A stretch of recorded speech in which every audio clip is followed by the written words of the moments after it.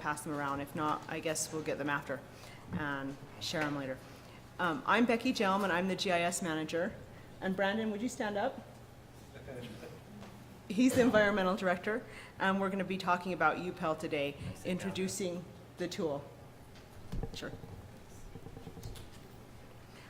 Okay, so the first question we always get is, what is UPEL? UPEL is the PEL tool. How many of you have heard of the PEL tool or are familiar with it? So about 50-50. So let's just talk about what it is.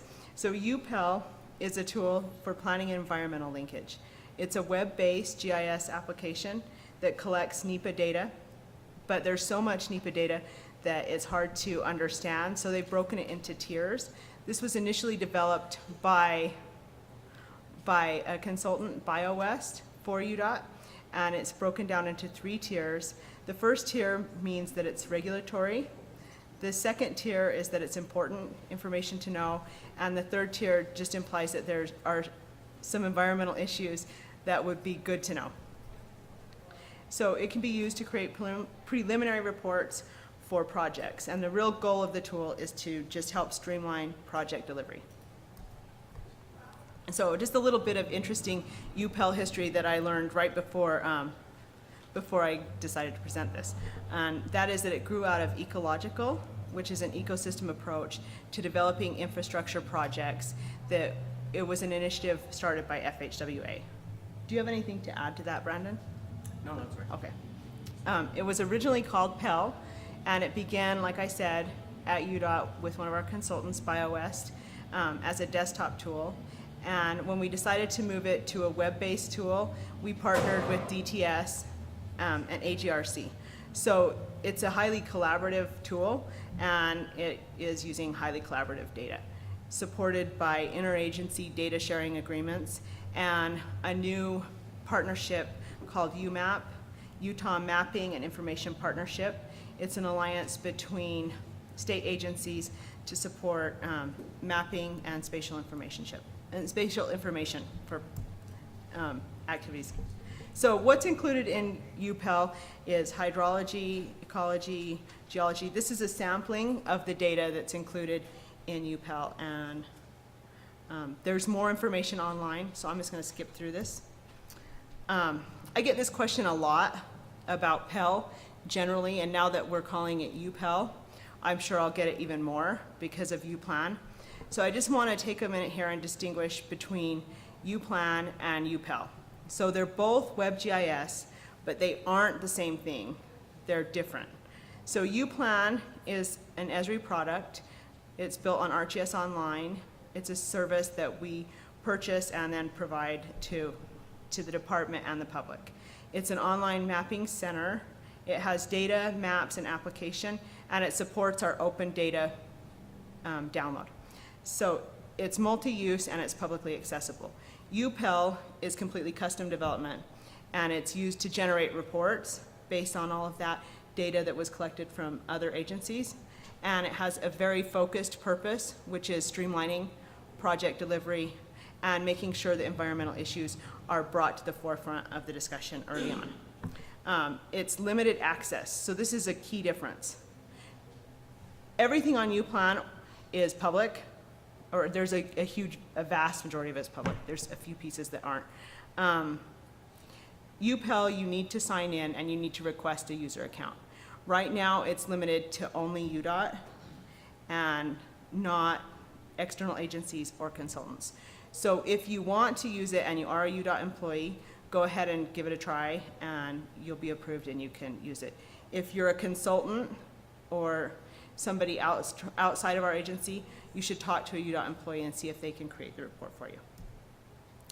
So I just want to touch again on what it's used for, and maybe you want to jump in here, Brandon. Yeah. Okay, I'll let you take this slide then. Okay. So like Becky said, this tool goes into all the other databases of the regulatory agencies. So we know, based on that data, stored at their site, what occurs in our project area. So we can take a look, if we're looking at a new corridor, we can draw some lines across the map and see what the potential impacts would be. And that's not quite enough for a greenfield project, but there may be in the future, the negotiations are still going on, that there might be a subset of our projects that could be done completely in U-Plan. For example, a road-to-mill and overlay on State Street down in downtown Salt Lake City. Kind of know what's out there, not a ton of wildlife, right? I mean, so there are some projects that we think can be completely cleared in U-Plan, but it's still going to be, or UPEL, excuse me, but we've still got a little bit of work to do.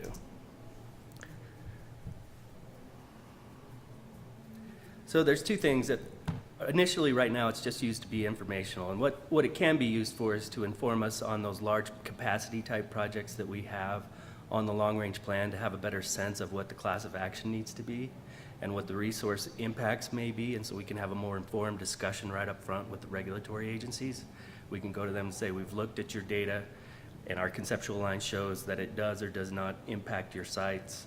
And you know, we've always got the opportunity to look at avoidance alternatives or minimization. But at least you can come to the table now with that information right up front and have a meaningful discussion rather than talk about what might be out there or what could happen. And the whole idea is to streamline the environmental delivery process, which will help in the overall project delivery process. So it's demo time, and I don't know how to do that. Okay.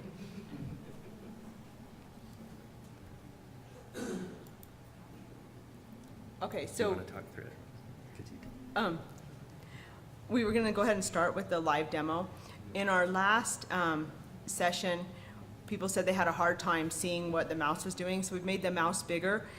If you prefer, we have a video, but we'll run with it live. If you can't see it or you want us to show the video, we can, because it glows, the mouse will glow then. So first I want to just touch on the address.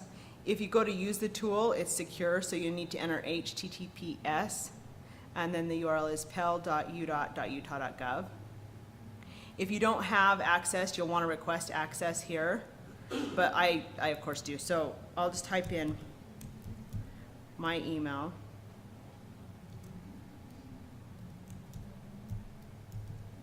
You're gonna give us the password that way? No, it'll be blacked out. I'm hoping I remember my password. It looks like I'm successful. Yay, one small win. So I'll go ahead and sign in, and then you have two types of reports you can create. You can create a main report or a categorical exclusion report.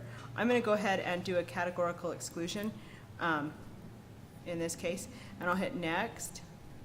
Oh, I forgot.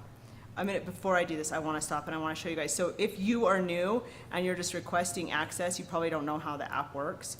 So if you hit app works, how the app works, you can see there's a guide that details every step.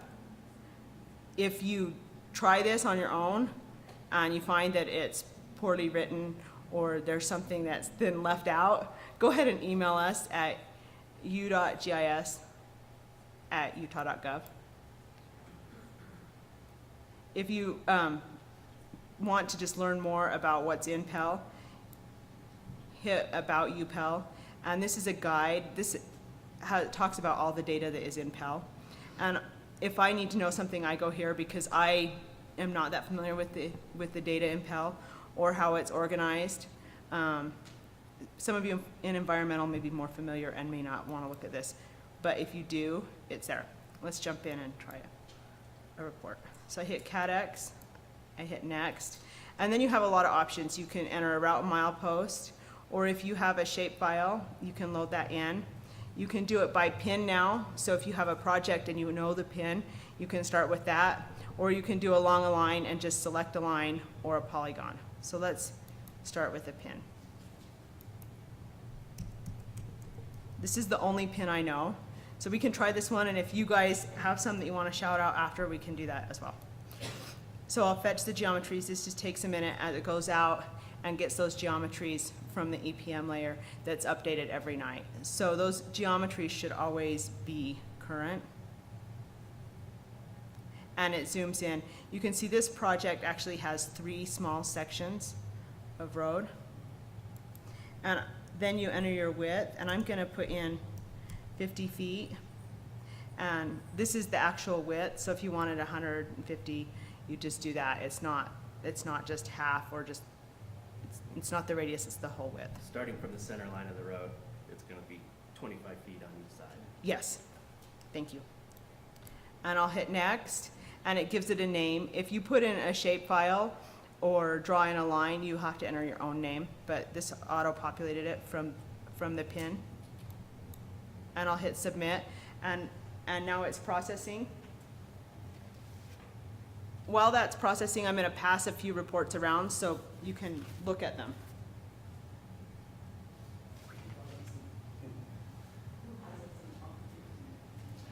So you can see as if you were a project manager or region environmental manager and you wanted to have a quick idea of what your project was going to include, you could type in your PIN, it goes to EPM like Becky said, it gets the geometry, and it'll give you a report on all the known environmental resources in the area, and based on the buffer, what your potential impacts would be. And that's, you could have all of that in just a few minutes, and we haven't had that before. So that's step one. And step two is getting this to a spot where we can use it to, like I was talking about earlier, clear certain subsets of projects. But also, one thing to keep in mind is UPEL can only tell us what we know. It can't tell us what we don't know. It can tell us what's been mapped and what is known out there, so it doesn't really cut out the part of having to go out into the field in some of these areas and do surveys where there haven't been surveys, and over the passage of time, maybe something's become historic that wasn't historic. But the amount of information you start with on day one is so much better than what we had in the past. You don't have quite as much speculation, so you can have a little bit better idea on what type of process you need to go through, what your schedule might be, what your budget might be.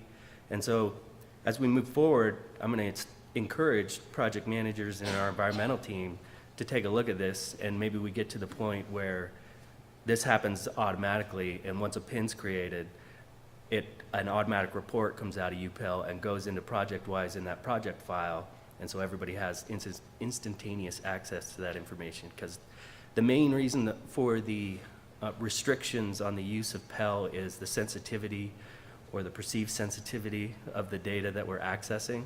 So some of it's rasterized, and you won't see the exact point, but you'll see some sort of buffer around it, like with the SHPO, I think we've got a 250 meter buffer around the site, which is great, but UPEL specifically knows where that point is. We're just not allowed to show that point. And so sometimes it might show a bigger impact than what will actually be there, but we'll get there. And I think as we move forward, we'll try to work with those agencies and get them more comfortable, because I think the more people that use this and get a comfort level with it and it gains credibility, it can really take off.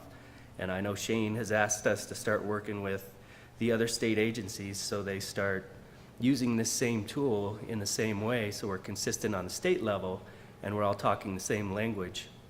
And we also had a meeting yesterday with the Wasatch Front MPOs, MAG and WFRC, and they're interested, and we're interested in taking the first phase of the long-range plan and identifying those large projects, those large capacity adding projects, putting some of this information to them, and then being able to better understand what those impacts might be and start a dialogue quicker with the resource agencies and get out in front of maybe some of the mitigation and that kind of stuff. So that's where we're headed. And maybe your report's done? It's still processing? It's still processing. Well, I've ran out of stuff. It takes about 10, 15 minutes, I think. Yes, Chris, you have a question? If you choose to use a shapefile, can you use line, point, and polygon? I think that you can use line and polygon, but I don't know about point. Do you know, Sarah, if you can use a point? I haven't tried a point. So here it is, it's done. I think it's best to use the polygon. I've had success using line, Yeah, I've used line, but I've never used a point. So here's that report. So it wasn't 10 or 15 minutes. It was much faster than that. Yay. See, what a great demo. Okay, so one of the things I want to go ahead and clarify on the buffers that show up, sorry, I'll come back to your question before I forget this. The buffers that show up in the report, that's for representational purposes only. The analysis that happens in the background is using the actual locations, the surveyed locations that are in the data. Now, if there's something unknown, of course, it won't be there. But the graphic is still just the buffer. So does everybody see that important distinction? It uses what's in the data, but we're only showing the buffer.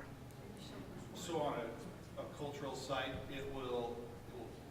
the buffer area shows it's within the project limits, but the known location isn't, will it say that, does it allude to that there's not a resource there, or it just shows you the graphic?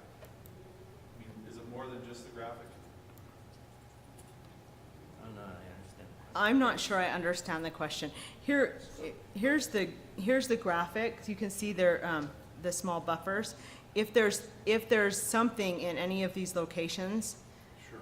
that means that it's been buffered, and we don't show the discrete location. If there isn't anything there, then there's nothing. But that doesn't mean that the areas that aren't surveyed are shown as nothing also. But it's reported in the report if the area has been surveyed or not. Yeah. Okay, that's very helpful. So did everybody hear Andrea? She said that it's reported in the report whether or not the area has been surveyed. I could show them where that is. I'll So let as you- Brandon jump through this. Yay. So as you come down, based on the buffer and you're zoomed way in. Yeah, I zoomed in so I could show the buffer. You did a good job.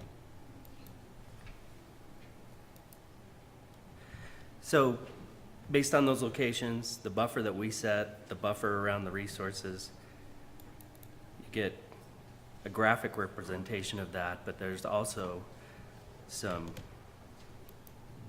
information that's provided here. So you can see, I'm sorry? On the right side is the archaeological. I'm not looking for that. So for example, hydrology, we know in Peters Canyon, we've got 13.9 acres of potential impact. And, 3.1 in sandstone draw, hatch, wash. Wow. Anyways, the bottom line is you can get a sense of what your impacts are to each of these resources. So you could get a good feel whether you need an individual permit or you can have a nationwide permit. You also know, and I actually did need that information, Andrea, so thank you. You also know, based on those areas, how many acres in your project area, are you sure, have been surveyed and have not? Where is it? It's on the page 3, right here, on the right side. I'm glad you came today. There it is. Probably everyone saw it but me. So we've got a total of 0.5 acres, and all of it's been surveyed, but it may be in an area where that's not good enough. We don't know I don't know, but an archaeologist could go in and find out what years those surveys were done and to what extent they were. But So my question was, is that 0.5 acres referring to the buffer? Well, the entire buffer for, like, which there's buffer?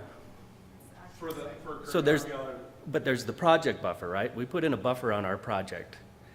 And then there's the resource buffer. Which buffer are you talking about? It's the resource buffer, so No. you have, okay, It's the actual point okay. within our buffer of our project. That makes sense? Yeah.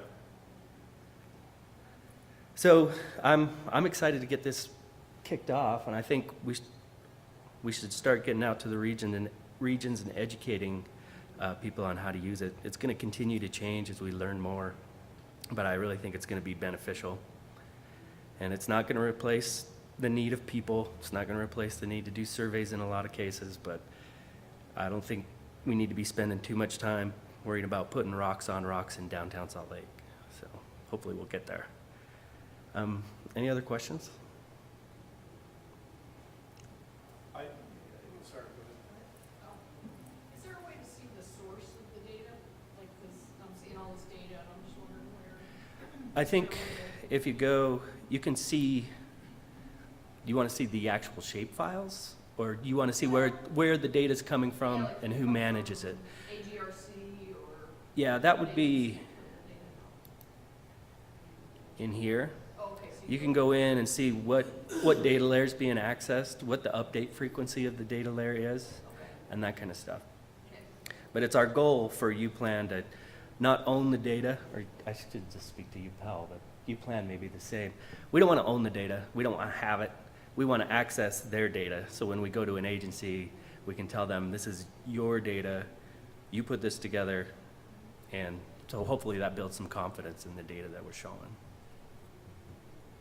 So my question, Brandon, also was from the T&E, does it look at fish and wildlife, the Utah Natural Heritage Program? Is it pulling that and giving that a buffer as well? So, Yep, that's buffered.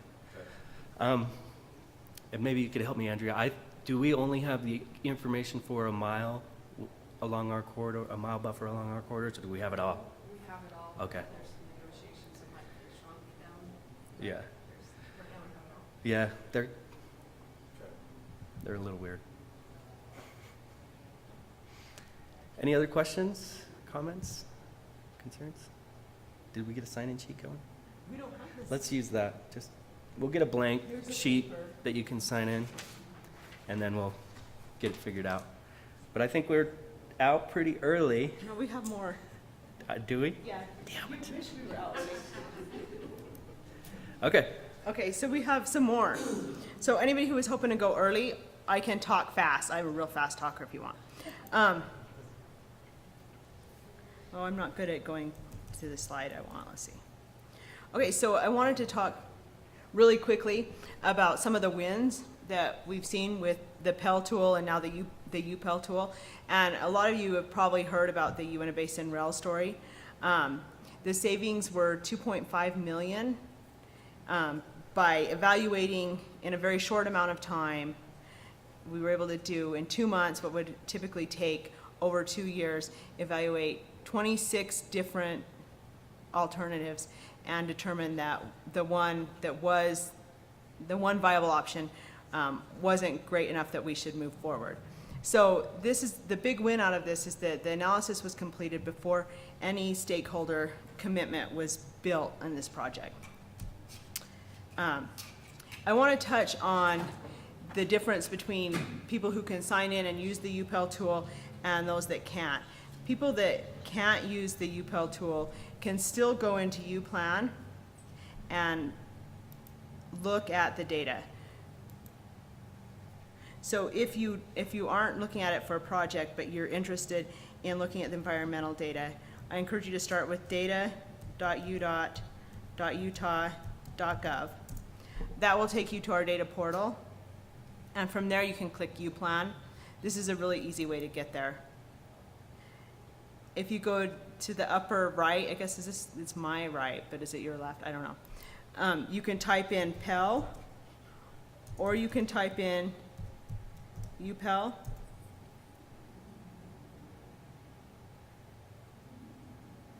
And it brings up the maps and applications that are related. So I'm going to click on the UPel app. And because I don't have any particular area in mind, I'm just going to go to where we are now, which is Sandy.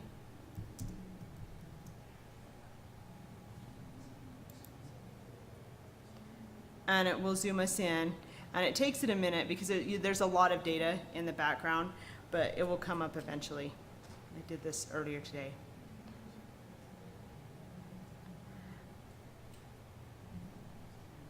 There you go. And you can see these are those buffered polygons. They're little hexagons. And you can find out information about the general location where we are.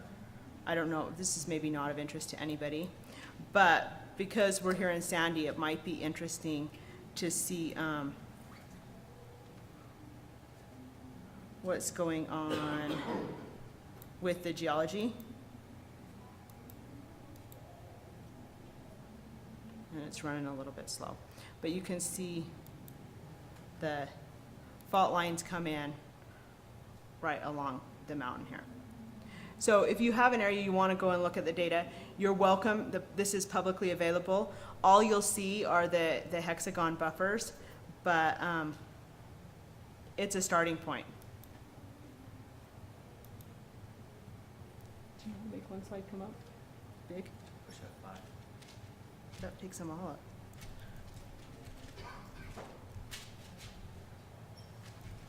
Okay, so if you're not a UDOT employee, that's how you'd get to the data.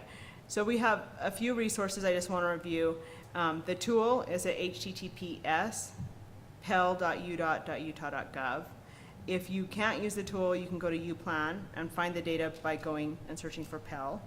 I encourage, if you have any questions about what's included, to look at the user guide and find out what's in there. If you find there's a question that isn't answered by that guide, email us at udotgis@utah.gov. And then I'm going to turn it over to Brandon again to talk a little bit about the future of PEL. I know we're getting asked to add some extra data layers in. Yeah, so it's not all the way there yet, and there's been some interest in adding safety data. One reason is if we have a project in a certain area and it's a road-to-mill and overlay project, we might want to run that data across our other needs to see that while we're there, are there other issues that we can fix? Is there guardrail in disrepair, or have there been numerous accidents? You know, something else to think about, since we're going to be expending resources there anyways. There might be a benefit in combining those. We don't have yet the habitat data. We have the individual, like for a threatened and endangered plant, we have the location of the actual plant, but we don't have the boundaries of its potential habitat yet. And so that's one of the additions we're going to be looking to add. Also, BLM has a subset of areas of critical environmental concern that aren't in there. They have those for like the tortoise, I think, and the bear claw poppy. And so that, although that's not in Fish and Wildlife's data, if we do a project on BLM land, we're going to have to comply with those requirements. Wilderness areas aren't in there yet, but those boundaries are kind of known, and they're pretty well known to be off limits, so that's kind of a low priority, but it'd be nice to have the information. And then the CADX, we've got, like I said, we've got a few steps to take before we can fully implement that. We've done that in coordination with FHWA on 3 projects so far, just to show that it can be done. Right now, as we do it, there's a little post-processing that has to take place, so it looks more like our typical CADX, but I think we've demonstrated that it's possible. Now we're done. I So know we're done. Does anybody have any questions? Or does based anybody on want to that? try the tool with a different pin? You want to throw with out the a route and milepost? route and milepost and see what happens? Or do you want to be done? Or do you guys want to be done? We're good with done too, if you guys want. And early, maybe they put out the sodas. I don't know. So, in the background of this tool is where all of our other information's going. So we've got the Wildlife Carcass Collector app that some of you may have heard of. So we got our contractors out in the field, as they pick up a dead animal, through their smartphone, they can log in the location, or they don't have to log in the location because it uses their location data. But they log in, is it a mule deer? Is it a female? Can you tell if it's a juvenile? You know, kind of the age. And then that records that specific location for us. So over time, we can see where our hot spots are and bring that layer in here. And you overlay that with your safety data and future projects and all of that kind of stuff. So bringing all this information is just going to help us make better decisions. So I'd really like to see people start using this more. And there's my plug for UPEL. So Brandon, that other layer, those other layers of data, you're just working with the rest of UDOT on the safety data. That's not stuff we're creating, right? No, The habitat areas, you're just working with those agencies who may have that. yeah, yep. What's the difference between UPEL and Plan? Is it the same data? It's the same data. It's how it can be displayed and the type of report it generates. Is that Becky's better at answering. UPEL actually generates the report, and UPlan does not, but it's a great way to go in and look at the data. The data is the same data, with the exception that the discrete locations are not in UPlan. It's just the buffer data. Nobody has any other questions? You should ask them questions. I don't know what questions to ask. You guys don't want to try the tool with a route milepost Got a or favorite anything pin? else? A favorite pin? Dave, you usually have something. You don't have anything?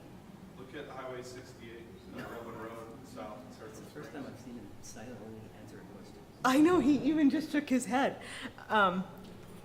Let's see.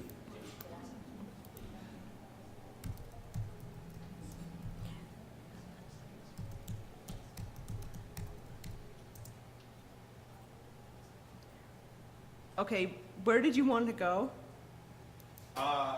Redwood Road and Saratoga Springs, SR 78, 68, sorry. I don't know. You don't know the milepost? Should we just zoom in? Yeah, let's do the zoom in. If you zoom in and out, it's read them out. So it's right there through the dot, Saratoga Springs. Right, yeah. Highway 68 right there, yeah.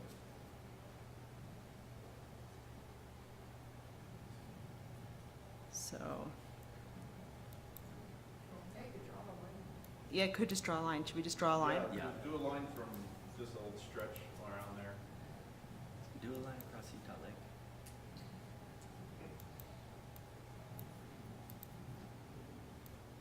Well, I'm trying a little line, a little shaky line. There we go. And what would you like the width to be? 150 feet.